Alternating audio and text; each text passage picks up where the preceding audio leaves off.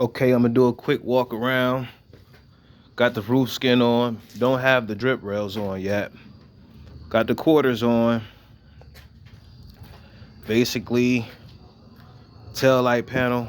Getting ready to put in that package tray next and mount my deck lid on so I can make sure that my gaps are good and put my valance on to make sure the quarters are lining up at the bottom.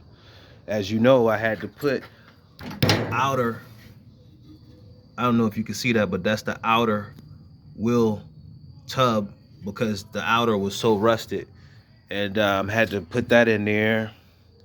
Doors closed, decent gap. The panels line up pretty good.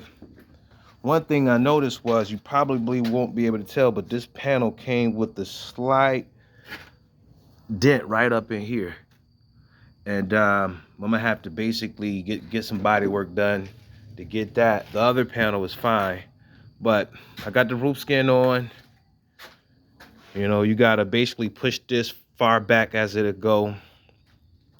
Don't have my drip rails on.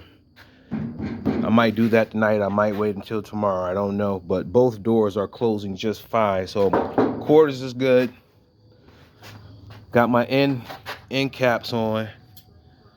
You know, basically, I'm just mocking up everything right now and making sure there's no fitment issues. I got my key right here in here. I test the latch. It works just fine. Push that in there, turn the key. It unlocks it. So that works. Like I said, I got to put the valance on.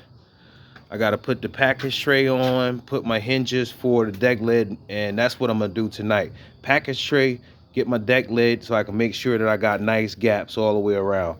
Once I do that, I'm going to put my valance on, make sure I got good line up with the valance, and if all of that lines up perfect, then I can finally start welding some stuff up.